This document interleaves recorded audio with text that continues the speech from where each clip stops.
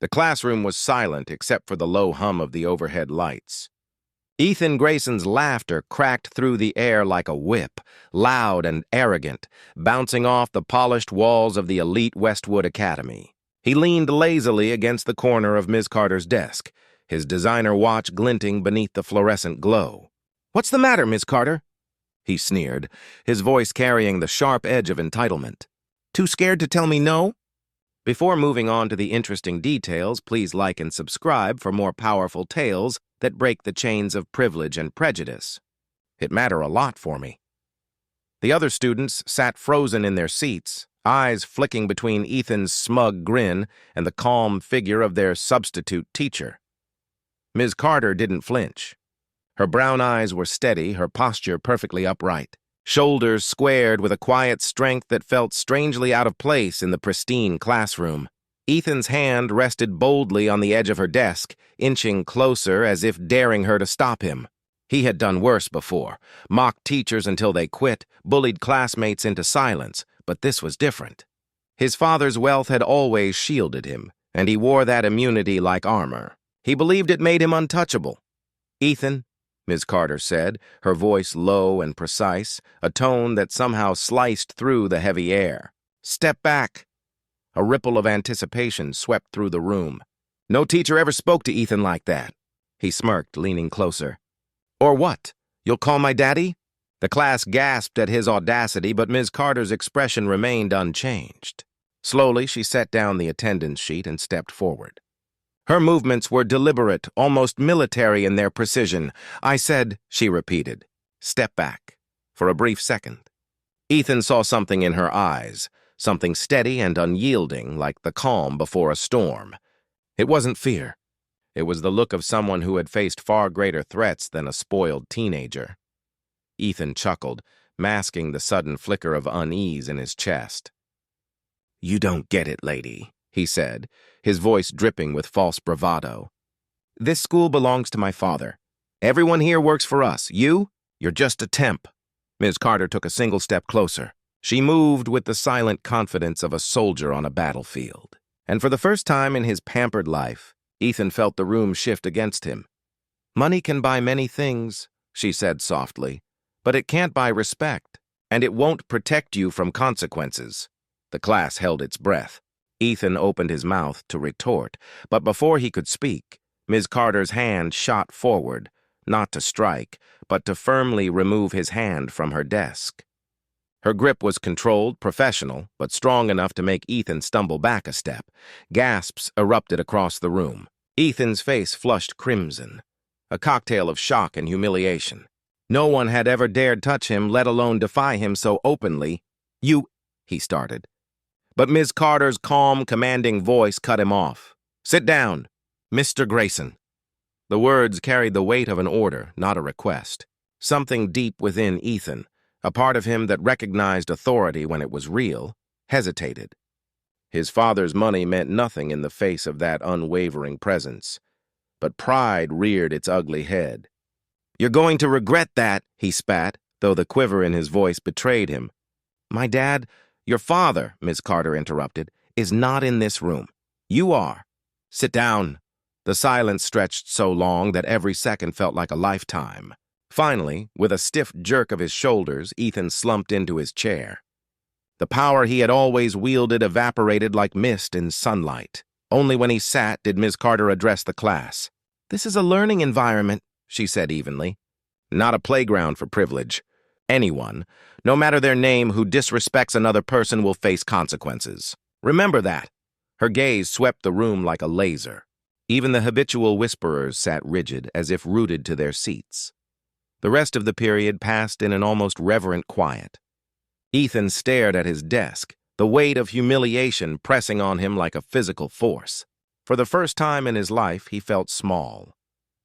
When the final bell rang, students filed out silently, casting cautious glances at Ethan. Ms. Carter remained at her desk, calmly packing her materials. Ethan lingered, rage and embarrassment twisting inside him. "You don't know who you're dealing with," he said finally, his voice lower now, almost pleading. "My dad, he owns half this city." Ms. Carter looked up, her expression unreadable. I know exactly who you are, she replied. And that's why this stops now. Stops? Ethan scoffed, but there was less conviction in the word. I've seen young men like you before, she said, her tone softer but no less firm. Men who think power makes them untouchable. I've seen what happens when no one tells them no. Something about her words, something about the quiet authority in her voice pierced through Ethan's defenses. What do you know about power? He asked bitterly. Ms. Carter paused, studying him for a long moment. Then she leaned forward slightly, her voice dropping to a near whisper, enough to know that real power is control over yourself. I spent 10 years in the United States Marine Corps. I've faced men with guns, bombs, and hatred in their hearts. You think your father's money scares me? Ethan blinked. The room seemed to tilt around him. He had imagined Ms. Carter as just another powerless adult he could intimidate, but now he saw the quiet strength beneath her composed exterior. The kind forged in deserts and war zones, not boardrooms. You were military? He asked, his voice small. Marine, she confirmed. I've led soldiers into combat. I've stood between violence and the innocent, and I won't stand by while a privileged boy terrorizes his classmates. The truth hit Ethan like a physical blow. His usual weapons, money, threats, charm, were useless against someone who had faced death and won. You're not going to tell my dad? He asked after a long pause. Ms. Carter's eyes softened, though her posture remained firm. I don't need to, she said. But I will report your behavior to the administration. What happens next depends on you. Ethan swallowed hard. For the first time, he felt the cold edge of consequences he couldn't buy his way out of. That evening, the Grayson mansion buzzed with anger. Richard Grayson, a steel-haired tycoon whose influence reached judges and senators, stormed through the marble halls after hearing Ms. Carter's account from the headmaster. Assault? Disrespect? My son? Richard barked, pacing his private study. This woman dares to lay a hand on him? Ethan sat rigid on a leather armchair, the confrontation replaying in his mind. He wanted to defend himself, to insist it wasn't that bad, but the memory of Ms. Carter's unwavering eyes silenced him. His father turned sharply. We'll have her fired by morning, Richard declared. No one humiliates a Grayson, but Ethan surprised himself by blurting, No! The word rang through the room like a gunshot. Richard froze. What did you say? No, Ethan repeated, voice trembling but firm. She didn't humiliate me. He faltered, then forced the truth out. I was wrong. Richard stared at his son, disbelief etched across his chiseled features. Do you understand what you're saying? We can make this disappear. Ethan met his father's eyes. That's the problem. You always make things disappear. Maybe it's time I face what I did. The silence that followed was heavier than any reprimand. For a moment, Richard looked at his son not as an heir, but as a stranger. The next morning, Ethan returned to school with a nervous determination. He found Miss Carter in the hallway before first period. Miss Carter, he said quietly. She turned, her expression neutral. I'm sorry, he blurted, the words tumbling out before he could lose courage. For everything. The things I said. The way I acted. I was wrong. Miss Carter studied him, her sharp eyes searching for sincerity. Finally, she gave a single firm nod. Thank you for saying that, she replied. Change doesn't happen overnight, but this is a start. Something loosened in Ethan's chest. A knot of arrogance unraveling into something unfamiliar. Respect. Weeks passed, and word of the confrontation spread through Westwood Academy like wildfire.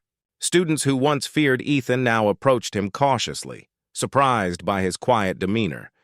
Teachers noticed he listened more, spoke less, and for the first time, participated without sarcasm. At home, Richard Grayson watched these changes with a mixture of confusion and reluctant pride. He had built empires with money and intimidation, but he couldn't deny the effect of one fearless woman who refused to be bought. Ethan never forgot the lesson Ms. Carter had taught him, that real power isn't inherited or purchased. It's earned through self-control, respect, and the courage to face consequences. And though he remained the son of a millionaire, He carried with him the unshakable truth that no amount of wealth could protect him from the standards of decency set by a woman who had fought real battles and won.